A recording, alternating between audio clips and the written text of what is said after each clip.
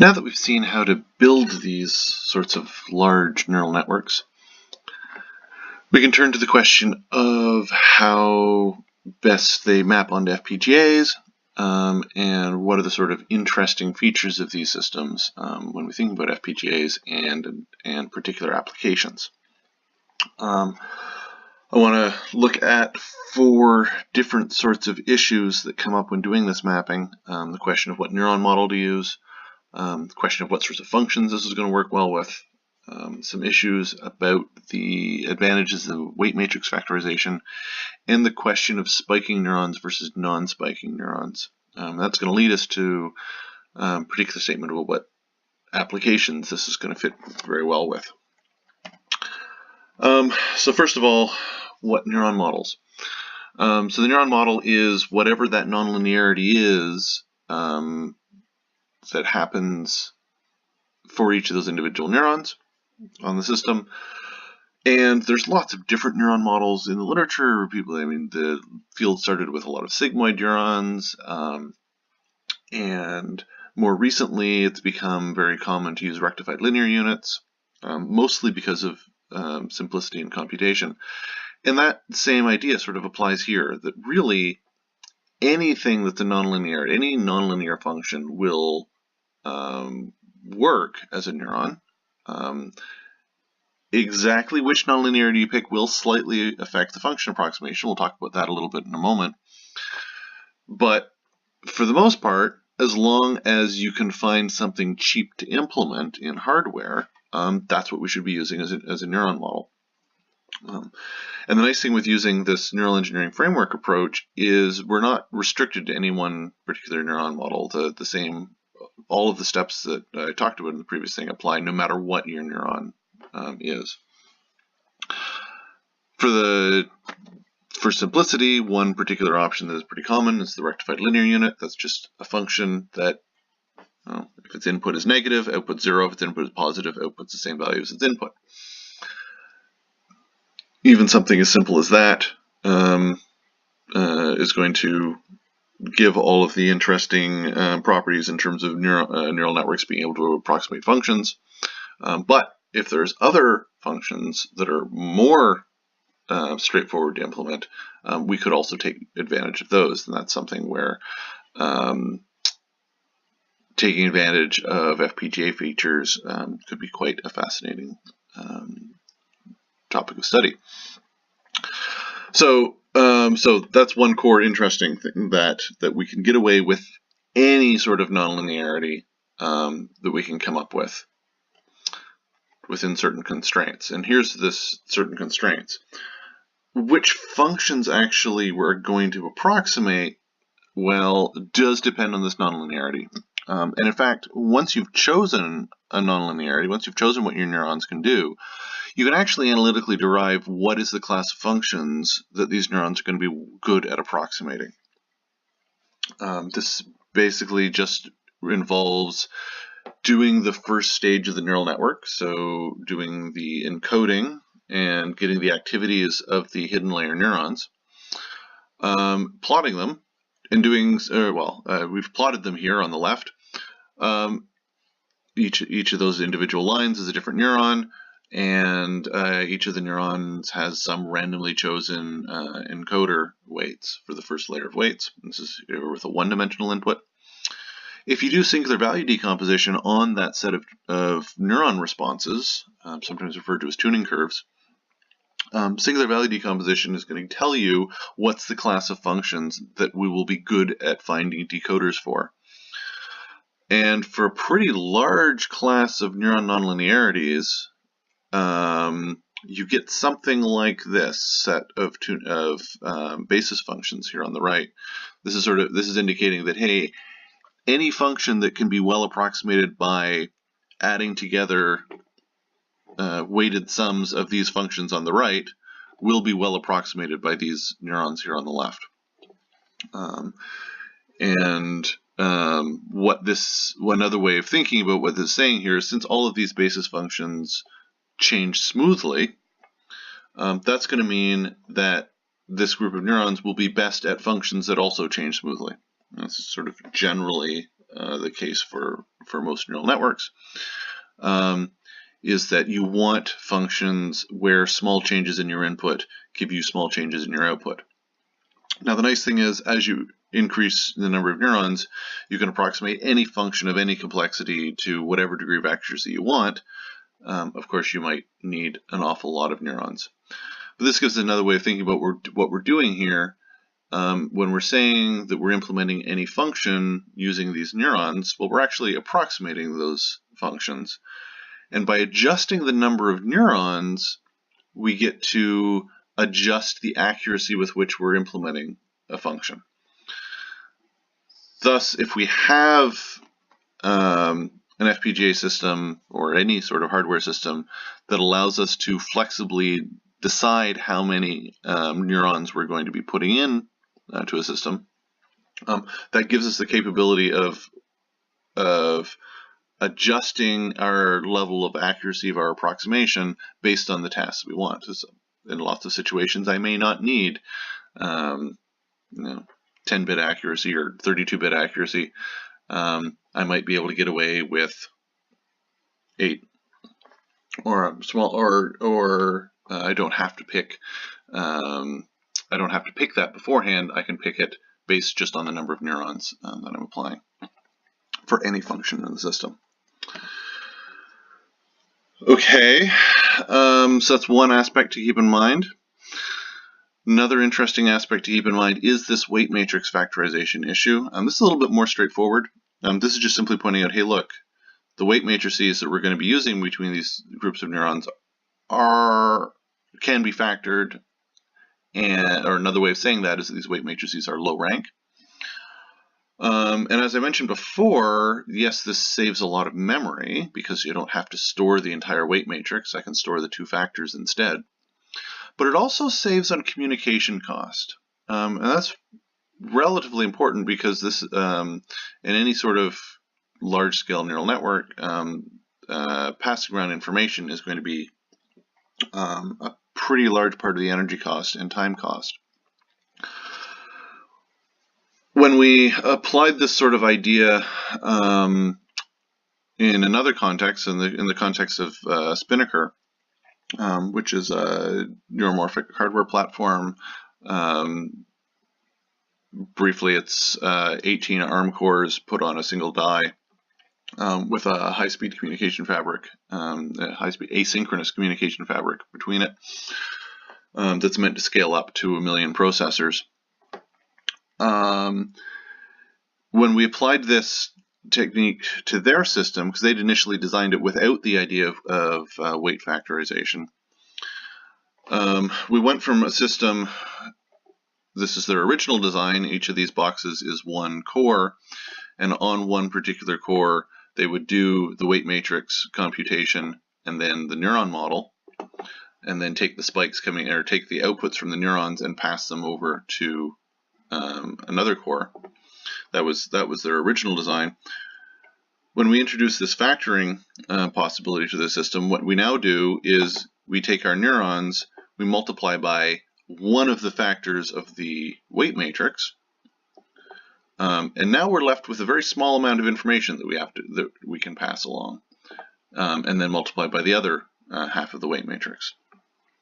So this saves memory, this saves communication costs, and on the particular case here, we ended up showing that we could actually, because of this saved memory and saved communication cost, we could actually implement twice as many neurons in the same amount of time as they had originally designed their system for. And we were using 95% less memory than they'd specifically designed their system for. Again, this gives us things that we can target specifically when designing this on an FPGA. Final thing I said I wanted to mention was this spiking versus non-spiking question. So this is sort of a huge debate or huge discussion among neural networks is why use spiking neurons or why not to use spiking neurons. So the technical difference is just that, well, spiking neuron, instead of outputting a continuous value, its output is either 0 or 1. So if it was going to say output 0.25, then what it would do is on one time step, or on 3 time steps in a row, it would output a 0, and then on the 4th time step, it would output a 1, and then it would 3 time steps outputting a 0, 1 on the 4th time step. This requires a little bit of state information, so it is a more computationally expensive neuron model. Not by much, but it's a little bit. It is more computationally expensive. But in our context here, one of the main advantages is, well, now it's going to mean that whenever we make these connection weights, we're just doing an add rather than a multiply accumulate. So that's going to drop our computational cost. But the side effect of that, though, is that it's going to increase noise, or it's going to effectively increase the noise in our system. That is, given a constant input, we're going to get a varying output. On average, it will be the correct value, but it will vary. How biology deals with this, and how we want to deal with it on the FPGA and on any hardware implementations, is to then apply a low-pass filter, which is can be implemented fairly inexpensively, because we can apply that to the value being passed around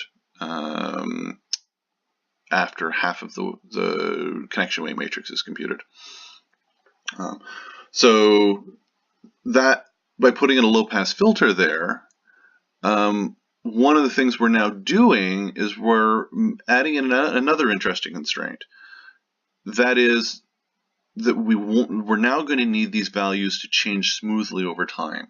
That is, on the value from one time step, when we run our neural network with one input, the next input that we give it can't be a totally new input. So we won't. This is not going to be appropriate for situations where I'm, say, on every time step going to give the network a completely new image to categorize.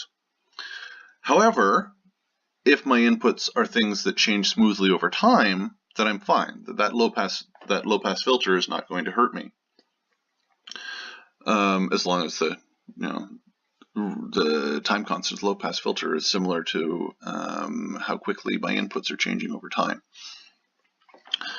What this is going to mean is this is now even more applicable to some situations and not others. That is, we're now not only going to need these algorithms to be working on functions that are continuous, and they're so smooth functions, but we also need them to be functions that are changing smoothly over time, if we want to get this extra energy efficiency of going to spiking. Okay, so if those are my requirements, that I'm going to be computing smooth functions, and so that means small changes in input or small changes in output, and I want my input values to change smoothly in time, this is going to push me actually towards real-world applications. That is, applications where what the system is computing is how to control real-world physics. Real-world physics has exactly those properties, and all of the control algorithms that people use to control robot arms and deal with sensor values. Sensor values change smoothly over time, and the functions being computed to control real physical things are also going to be smooth. So this means these are the sorts of applications we can now sort of see is motor control. Kalman filters fit this sort of example. Any sort of direct embodied control seems to be a very natural fit for this. So we can have, and then the hope out of this is we can have really low latency, low power onboard controllers doing fairly complex control efficiently. We've done a little bit of experimentation in order to see whether or not, or see whether these approaches are useful for efficient computation. So just to sort of give a specific example of this function approximation approach. Here's 4 different functions, all of which take in 4 inputs and output 3 values. So they're all mapping from 4 dimensions to 3 dimensions. On the left, we have fairly simple functions, fairly simple linear functions, then quadratic functions, then a nasty trigonometric function. And then on the far right, we have an interpolation function, which is doing some sort of mapping from camera positions to 3D spatial positions. So that's even a complex function to write down. If we just run those sorts of functions on a common CPU, we can just measure and with normal floating point arithmetic. So sort of the traditional way someone would implement all those functions. We get some number for how many times we can evaluate such a function per second. If we just take that same system and convert it into neurons, approximated to some degree of accuracy, in this case with about 1% error, then we can see that, oh, all right, for the first 3 of those cases, implementing those functions in neurons on a traditional CPU is not actually a good idea. Right? So we're getting much. So for each of these, the number of evaluations we're able to do of this sort of function when approximated by neurons is actually less than if we had just computed the function in the first place. But for this last one, it's actually a slight improvement. And you'll notice that no matter what the function is, the neural approximation is taking the same cost for all of these, because it's the same number of neurons, same number of computations. So the neural approximation doesn't really care what the underlying function is. It's going to have some fixed cost, and sometimes that fixed cost may be worth it to a particular degree of accuracy. But that's all using a normal CPU. We still haven't run this on FPGA implementations yet, but for one slight comparison, on Spinnaker, if we try to do exactly the same thing, and Spinnaker is just neuromorphic hardware that is meant for simulating these neurons, now we're starting to get improvements across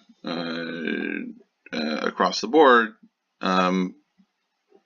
especially when we start taking into account our power consumption numbers, because we've now dropped from taking 7 watts down to taking 1 watt.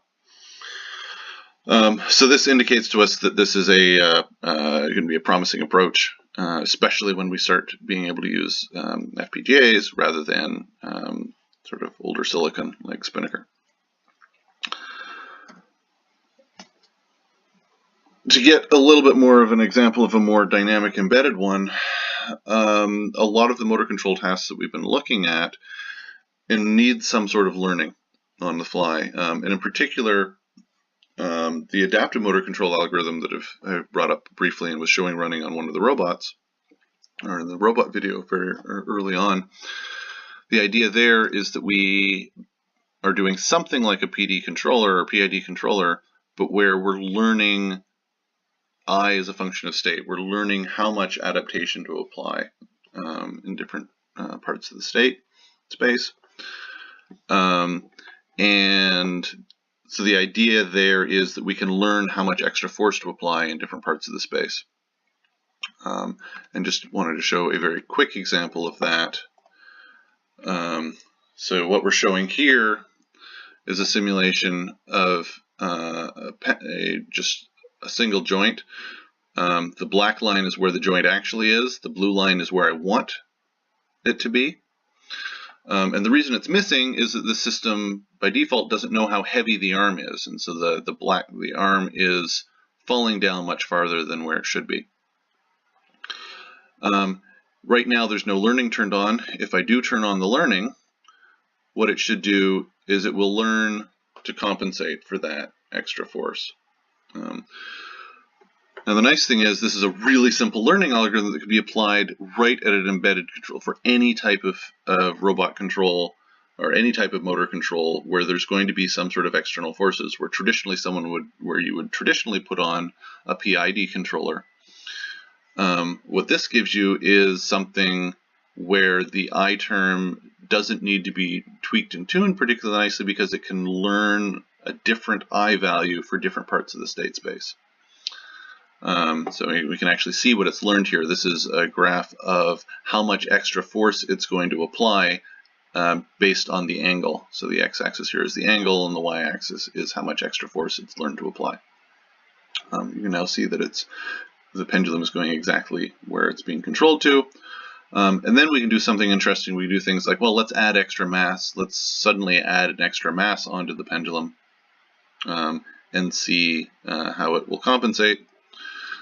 And it very quickly learns the new forces. And then we can take that mass off, and we can see it go back to normal. So this is something that can be fairly naively applied to pretty much any motor control situation, because a lot of motor control situations end with something like a PD controller being involved. Again, we've shown that this can also learn to deal with different sort of kinematics. So that was just learning the mass of the arm. If you also want to do things like learning the length of the arm and things like that, you need a slightly more complicated system. Again, it all maps nicely onto differential equations and smooth functions. And we've shown that if we had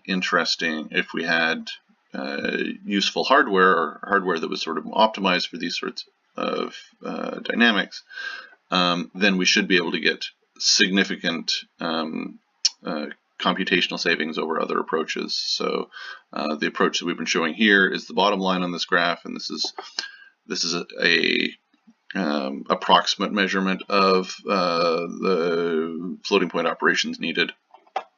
Approximate just because this algorithm is not using floating point operations, because it's using these neurons. But we're on this sort of logarithmic scale and scaling up better than these other approaches as the number of joints that's being controlled goes up. So that's again something where we were very hopeful that if we can have an FPGA implementation of these tasks, then we can take advantage of that. We've shown this in very simple tasks. So for instance, here we are learning to deal with a very, very bad motor system. So for instance, that arm there is made out of Lego. So this is not a nice, high quality, high precision arm. It needs to learn to deal with a lot of strange dynamics in order to do that task. And we've also shown that this works nicely in controlling quadcopters, as quadcopters are adjusting to different weights, different wind conditions, and things like that.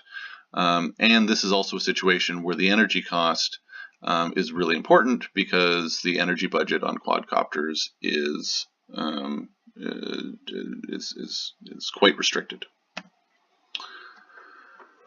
Okay, so all of that said, the whole point out of all of this is, yes, you can take a lot of algorithms and convert them into neurons. In particular, these need to be algorithms involving smooth functions, differential equations with inputs that change smoothly over time.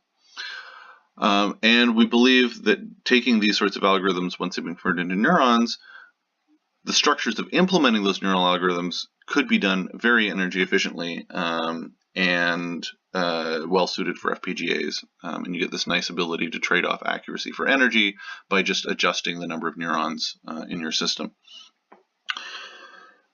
We're most excited about having these sorts of systems in embedded control situations. So we're not thinking about these as sort of coprocessors that just sit there and sort of classify images for you. That's not really what these systems are going to be suited for, because of the fact that they need particular types of smooth functions or smooth inputs. But that means that they will be very suited for complex motor control, adaptive control, places where I need fast feedback and fairly complex control algorithms, but we don't have the energy available or the time available to have the CPU in the loop. And if such a hardware could be developed, and such FPGA setup could be developed that is just sort of generic for any neural network, that means it still ends up being very programmable, because all we have to do to change the algorithm being run is change the connection weights being loaded into the system, and now we can change the algorithm being run, but it's still structurally a very similar operation on the chip. Okay, so that's it for my part of this. I'll hand it back to everyone else there. Thank you very much.